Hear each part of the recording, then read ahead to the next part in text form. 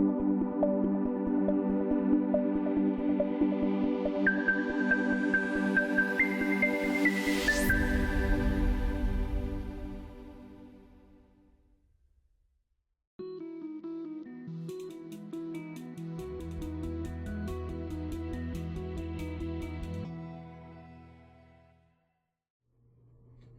Zacchaeus has a rather privileged place in gospel memory.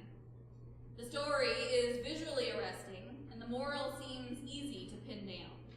So much so that it's kind of one of those slam dunk verses when it comes up in the lectionary year. But in this non-lectionary guided theme we're navigating this year, the point is not necessarily about what this story says about Jesus' overall mission of converting the world on his journey toward becoming a figurehead of salvation, which, let's just say, might not be the main idea here anyway. But the question before us today is, what is life in community? And what courage does that take to engage deeply and fully?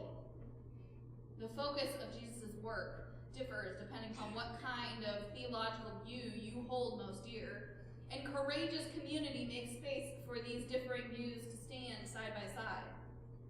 Is the point of Jesus the Christ to save us, as God's special people, from the eternal damnation that is the end of life for the rest of you? Is the point of Jesus the Christ to be a teacher of right ways to live, as evidence of a command to follow them into spiritual warfare on behalf of a God who sent the Son to death? Is the point of Jesus the Christ to allow God to experience human life and pain? Change God's view of humanity and create a path for salvation that is no longer fulfilled with sacrificial death? Or any of the other millions of theological stances on the point of Christian life? And at the core of thousands of years of debate on these issues is the question, why are we here? Specifically here, in this place, engaging with this community. What brings you to church on a Sunday morning when you could be at brunch, or sleeping, or working? What difference can a single church make in the world? What difference can a single life make? This week, some of my national clergy colleagues engaged in a debate of what is the point of the UCC, as numbers dwindle across all denominations, and the UCC becomes a tiny denomination with so few members compared to other mainliners like the United Methodist Church or the Evangelical Lutheran Church in America. Are we even relevant? And some of that conversation was from pastors of large churches who seemed to be bemoaning that loss of membership and equating it with impact, while others shared ways that the UCC has always been smaller since its inception, yet has had an outsized impact on the religious landscape in the US and even globally. How the UCC has impacted the FCC, communications rights, environmental rights, even how the World Council of Churches explains the ancient theological debates. And it was interesting to hear this debate continue in the same week that clergy gathered in Minnesota, a hefty amount of them UCC, to talk about justice in our national identity, and what rights and responsibilities people of faith must be willing to be public about. That the church has not stood on the sidelines of conflict throughout history, and so we too must be prepared to journey through this life, leading with our hearts full of the faith that we share.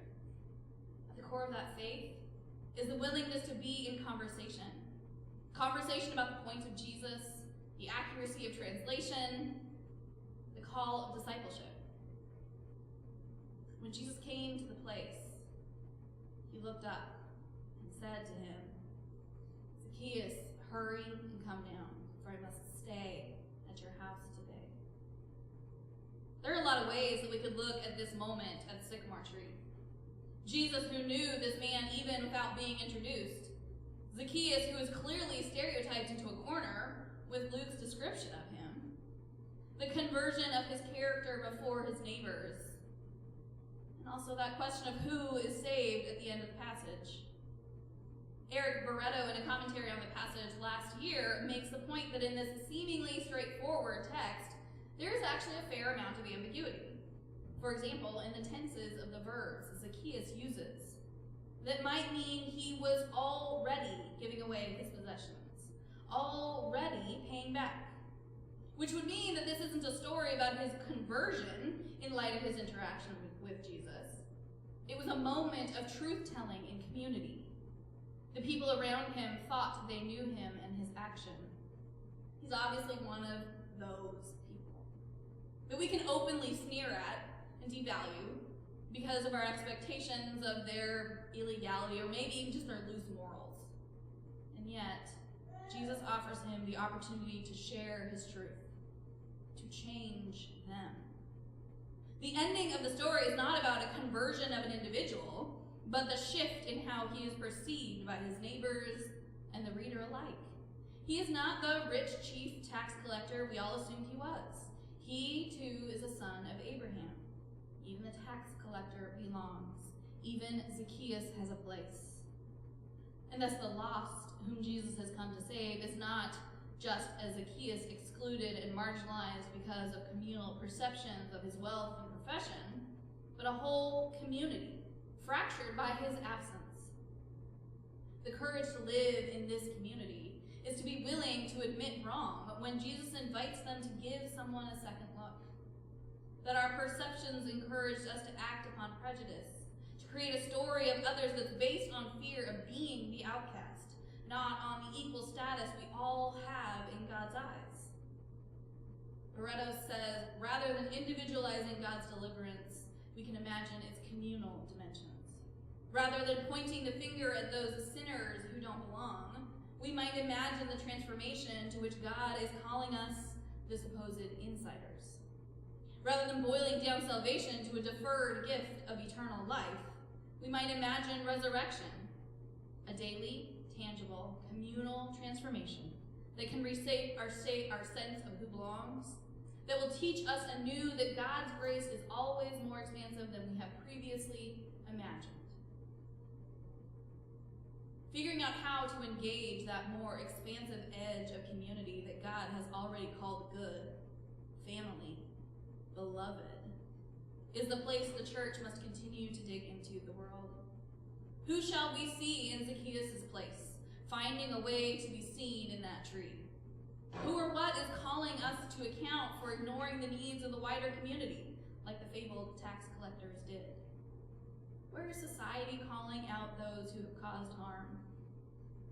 Where might we have gotten it wrong? And if we pay attention to how the bodies are arranged, we might find some more points of contact to seek these correlations. If we focus the story on the placement of that conversation, we notice, looked up, come down, and stood there. It took Jesus to look up to Zacchaeus and ask him to come down, for Zacchaeus to stand. Jesus physically looked up to a person of short stature, who was used to other people looking down on him.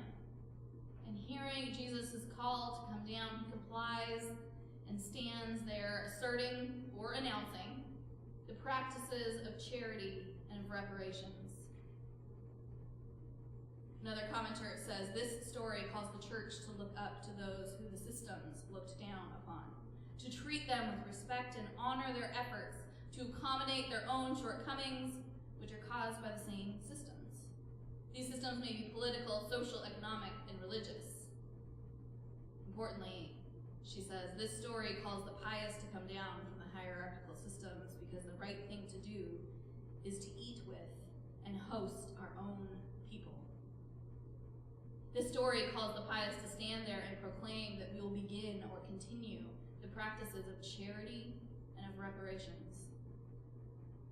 So why are we here? What is community life? And what courage is needed in this moment to live in community? The question is a deeply theological one and a deeply personal one. It is a question that provides an answer within the question.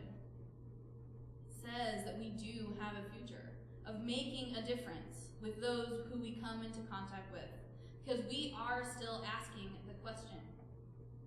By continuing to ask, how are we relevant, we show the world that we have a further call to share our faith in this moment, knowing that times have changed and we have changed, and yet we are here. A community that seeks to build up our courageous voice. A community that lives. A community of faithful compassion. Truth-telling is a part of Zacchaeus' story. He was a short man, yet he had a big impact on Christian discipleship. So what might our small church with a big heart have an impact upon? Today, salvation has come to this house. The child of God came to seek out and to claim the lost and the lonely. Our hearts are on fire with courage, with compassion, with community made and community sought. So let it gift you with the courage to live in community.